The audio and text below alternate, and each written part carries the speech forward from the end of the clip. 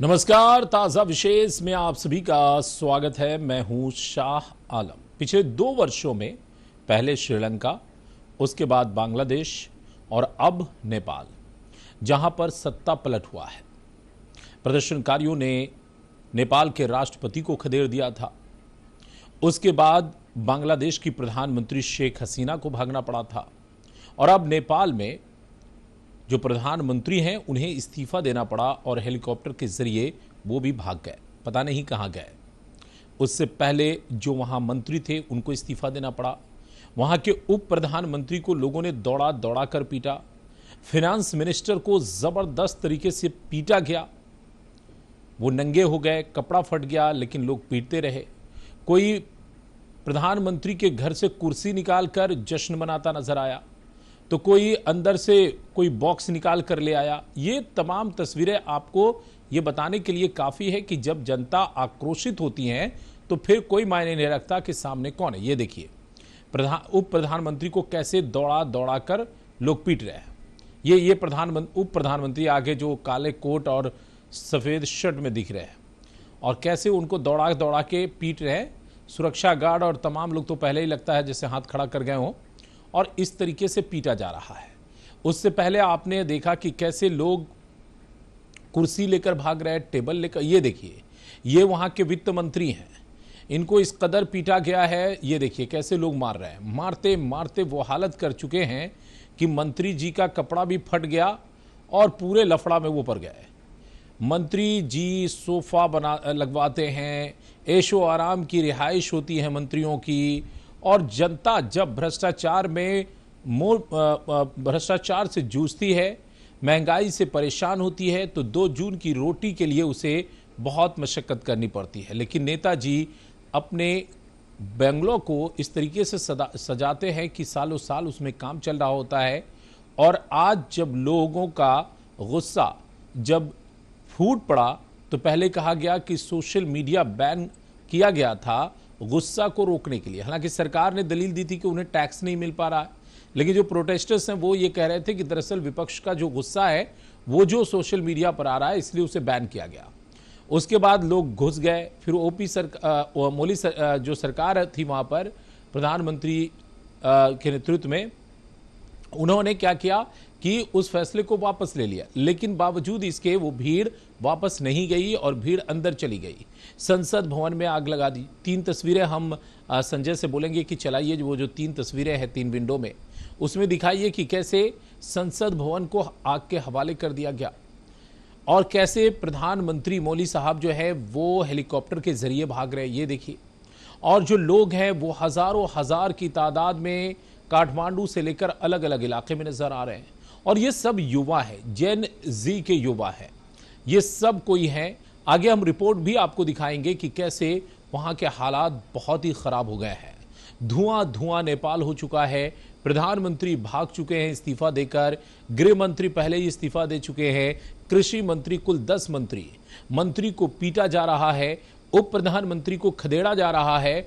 और तस्वीरें ये बयां कर रही है कि जब लोग आधी रोटी के लिए मशक्कत करते हैं, 2 जून की रोटी के लिए मशक्कत करते हैं, और नेता जब बड़े बड़े फार्म हाउस बना लेते हैं, नेता जब बड़े बड़े घर बना लेते हैं, ऐशो आराम की तमाम चीज़ें वहाँ पर होती है, ऐशो आराम के तमाम इंतजामात वहाँ पर होते हैं, तब लोगों का गुस्सा इसी तरफ फूटता है, जो पहले श्रीलंका में हुआ, उसके बाद बांग्लादेश में हुआ और अब नेपाल में हो रहा है।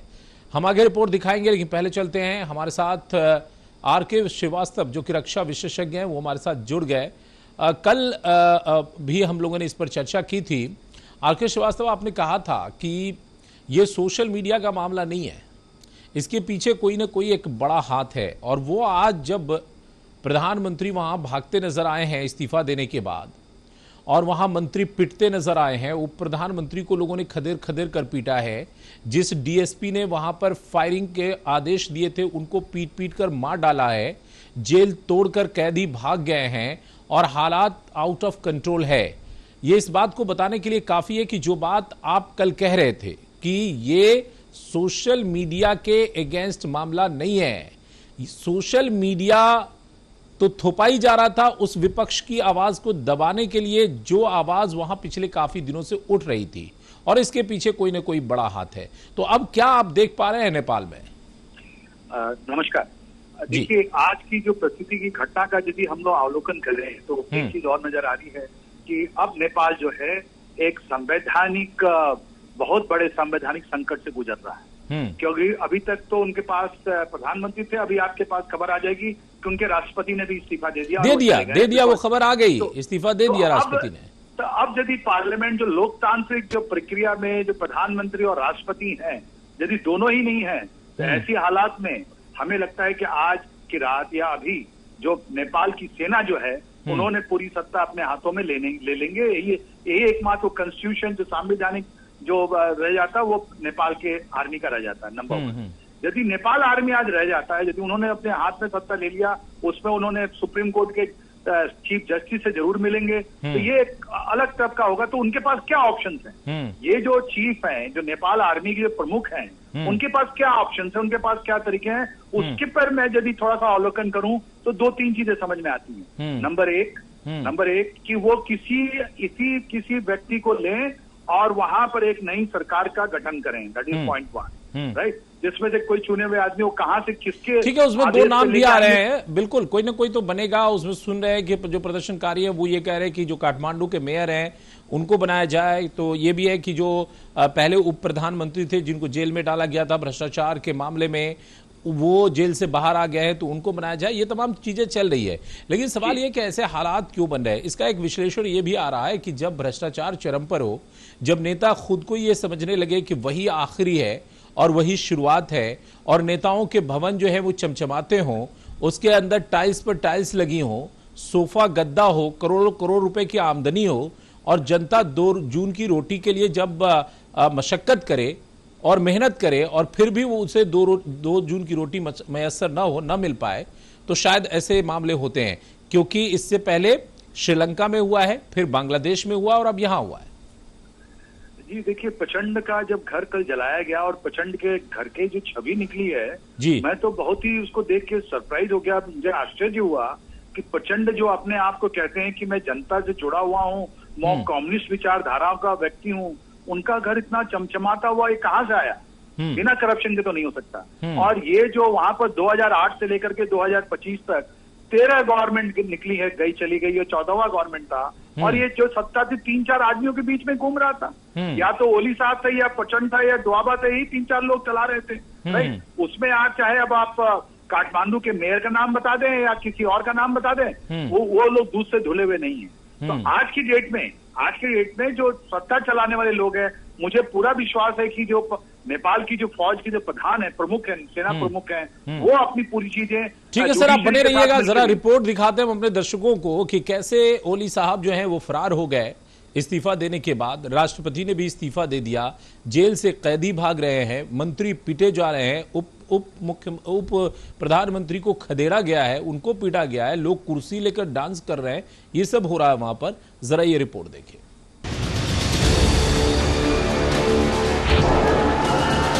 नेपाल कभी हिमालय की गोद में बसा शांत देश कहा जाने वाला पड़ोसी आज सियासी आग में जल रहा है।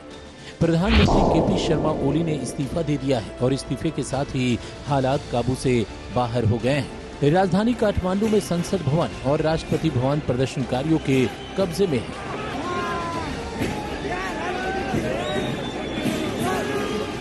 संसद, जहां से लोकतंत्र की आवाज उठनी चाहिए थी, वो आज आग की लपटों में राख हो चुकी है।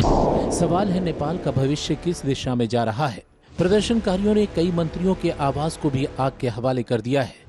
राष्ट्रपति भवन को भी आग के हवाले कर दिया गया है। यहाँ तक कि वहाँ की सुप्रीम कोर्ट को भी आग के हवाले कर दिया गया। अब सवाल यह है कि नेपाल का भविष्य किस दिशा में जा रहा है? क्या जनता की ताकत अब लोकतंत्र पर हावी हो चुकी है, या फिर ये सब एक साजिश का नतीजा है? प्रधानमंत्री ओली पर लंबे समय से भ्रष्टाचार और नाकामी के आरोप लगते रहे हैं, लेकिन क्या इस्तीफा ही देश की समस्याओं का हल था? आज नेपाल की सड़कों पर लोग सरकार से जवाब मांग रहे हैं। संसद को जलाकर राष्ट्रपति भवन पर धावा बोलकर जनता अपने गुस्से का इजहार कर रही है। लेकिन क्या ये लोकतंत्र की जीत है या फिर लोकतंत्र की सबसे बड़ी हार? भारत के लिए भी ये घटनाक्रम बेहद अहम है। नेपाल सिर्फ हमारा पड़ोसी नहीं बल्कि रणनीतिक तौर पर सबसे संवेदनशील पड़ोसी है। अगर वहां अस्थिरता बढ़ी तो इसका असर सीधा भारत की सीमाओं और सुरक्षा पर पड़ेगा। तो सवाल साफ है, नेपाल को आग में धकेलने वाला कौन है? क्या ये जनता का गुस्सा है या राजनीतिक दलों की साजिश? और सबसे अहम, क्या अब नेपाल में लोकतंत्र सुरक्षित रह पाएगा?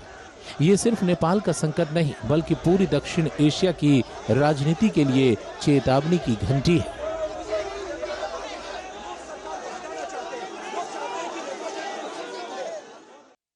जी हाँ, तो आपने देखा, और इससे भारत को भी अलर्ट रहने की जरूरत होगी, क्योंकि भारत का न केवल वो पड़ोसी देश है बल्कि महत्वपूर्ण रणनीतिकार देशों में से एक है और उसका एक इफेक्ट हो सकता है। और दक्षिण एशिया में ये कोई पहली घटना नहीं है। इससे पहले नेपाल, बांग्लादेश और फिर यहाँ पर उससे पहले पाकिस्तान भी आप कह सकते हैं। पाकिस्तान में भी इमरान खान की सरकार के खिलाफ इसी तरीके के आंदोलन हुए थे और हालांकि बाद में सरकार जो है वो डेमोक्रेटिक तरीके से ही बाहर हुई, लेकिन वहाँ भी कुछ इस तरीके की चीज़ें हुई है।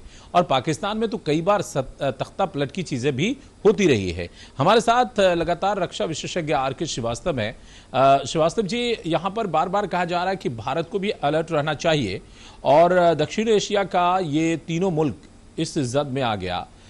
भारत को किस तरीके से अलर्ट रहने की जरूरत है? क्या कहा जा रहा है? ये बहुत ही अच्छा प्रश्न किया आपने, लेकिन एक बात मैं कहूँ, भारत जो है सबसे बड़ा जी विश्व का सबसे बड़ा लोकतांत्रिक देश है जी, बट एक पुराना देश जो हमारे समकक्ष है। बिकॉज यदि हम लोग माने कि हमारे जो चाणक्य विष्णुगुप्त ने एक हमारे यहाँ भी एक डेमोक्रेटिक की फाउंडेशन रखी थी, तो अमेरिका को आप भूल जा रहे हैं। आज दुनिया में जहां कहीं भी लोकतांत्रिक चीजें हैं, वो लोकतांत्रिक देश जो है वो अपने जो वहां का जो राजा है, वहां का जो प्रधानमंत्री है, अपने खिलाफ कोई भी एडवर्स जो पॉलिटिकल पोलिंग ये आ रहा है उसको लेने को तैयार नहीं है। आप देखिए ना अमेरिका में क्या हुआ।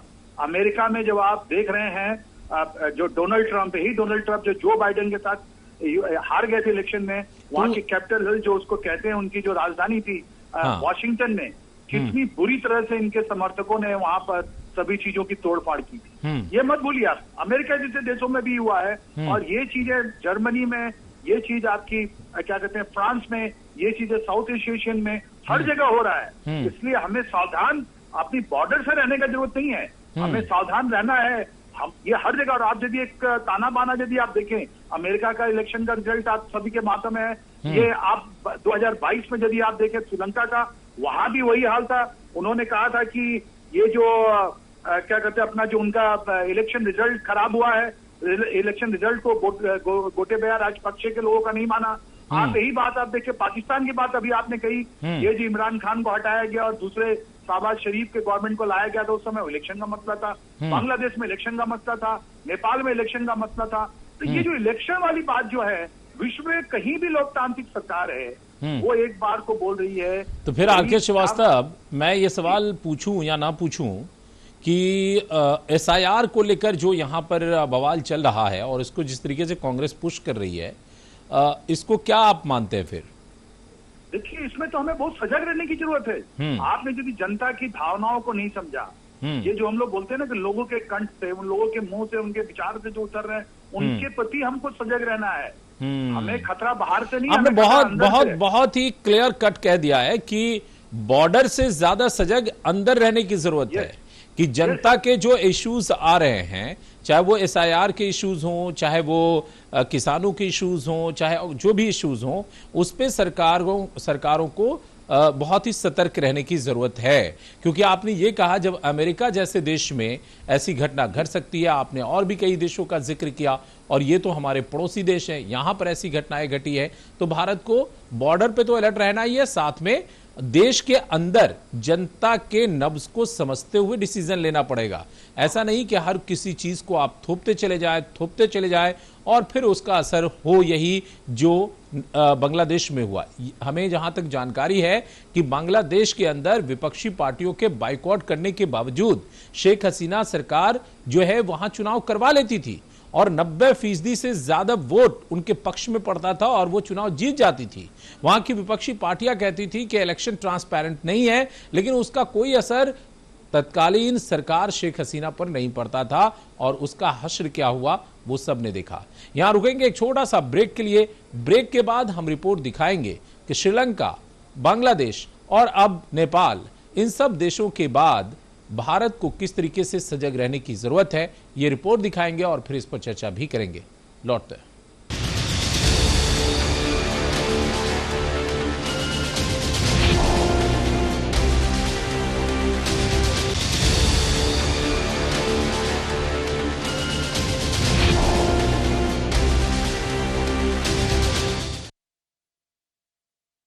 ब्रेक के बाद एक बार फिर से आप सभी का स्वागत है। आप देख रहे हैं ताजा विशेष, और ताजा विशेष में हम बात कर रहे हैं धुआं धुआं नेपाल, पीएम फरार, राष्ट्रपति ने भी दिया इस्तीफा, उप प्रधानमंत्री को लोगों ने दौड़ा दौड़ा कर पीटा, मंत्री को पीटा, इसको पीटा, उसको पीटा, पूरी सरकार को पीट पाट कर रख दिया लोगों ने और जला कर खाक कर दिया।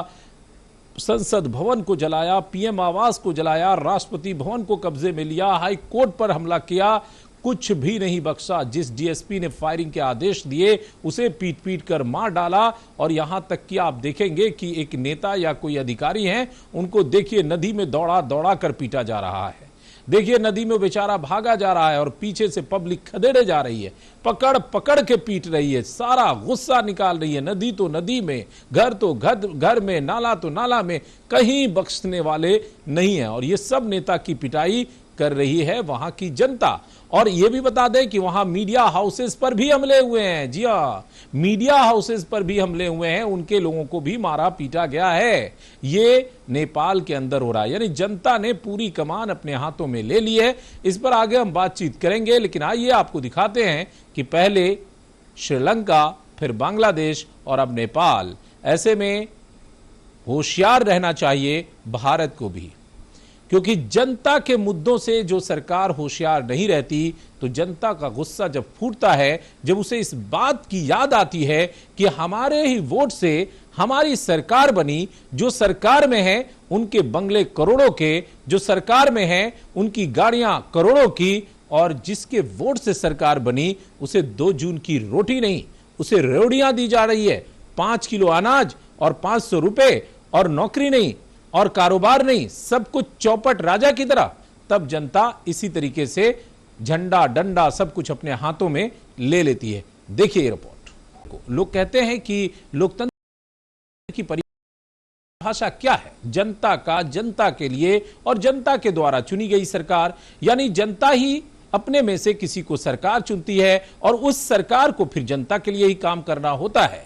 लेकिन नेता जब यह समझते हैं कि जनता सिर्फ चुनने के लिए है, सरकार तो अपने लिए संपत्ति बनाने के लिए, पावर का माध्यम है, सेवा का नहीं, और इसके जरिए करोड़ों रुपए की उगाही के लिए, अपने लोगों में करोड़ों करोड़ रुपए बांटने के लिए और उसे करोड़पति बनाने के लिए, तब जनता कानून व्यवस्था को अपने हाथों में ले लेती है, जो हुआ इन तीनों देशों में। हमारे साथ हमारे रक्षा विशेषज्ञ आर.के. श्रीवास्तव लगातार जुड़े हुए हैं। श्रीवास्तव जी, एक बात बहुत स्पष्ट है कि लोकतंत्र में, जब लोकतंत्र के मायने ये हैं of the people, for the people, of the people, by the people, for the people, यानी जनता का, जनता के लिए, जनता के द्वारा चुनी गई सरकार। लेकिन जब नेता यह समझते हैं कि सिर्फ जनता वोट चुनने के लिए, वहीं तक, फिर जनता के लिए वाली जो स्थिति है, उसमें स्थिति यह है कि बस कोई चिल्लाए तो थोड़ा सा दे दो। क्या जब यह स्थिति बनती है तब ऐसे नजारा देखने को मिलते हैं जो इन तीनों देशों में मिले? कहीं भ्रष्टाचार की वजह, कहीं विपक्ष की आवाज को दबाना, कहीं अस्थिरता, जनता की बातों को ठगने का काम करना, क्या ये वजह तब बनती है? देखिए, जैसे जैसे ये इंफॉर्मेशन टेक्नोलॉजी का प्रभाव बढ़ा है, वैसे वैसे जो क्लैरिटी जो है वो स्पष्टता नजर आ रही है। और ये जो लोकतंत्र की आप बात कर रहे हैं, उसमें असहिष्णुता, मतलब कि हम किसी भी चीज को, सहनशीलता जो है वो सीमा को लांघ करके अब लोकतंत्र जो है वो अब भीड़ तंत्र बन गया है। भीड़ तंत्र बन गया। किसी भी लोकतंत्र का अंतिम पड़ाव जो है, अब जो सत्ता परिवर्तन जो होता है वो भीड़ तंत्र, जो हम फ्रेंच रेवोल्यूशन या दूसरे रेवोल्यूशन में पढ़ते थे, ठीक उसकी एक वापसी हुई है भीड़ तंत्र की। और ये भीड़ तंत्र में जिन लोगों ने सत्ता का परिवर्तन किया है उनको मालूम है कि उनको कल किसी भी कोर्ट में, किसी भी अदालत में, किसी भी तरह की जो लोगों ने प्रॉपर्टी नष्ट किया हो या लोगों के जान माल का हानि किया हो, उनको कोई सजा मिलने वाली नहीं है।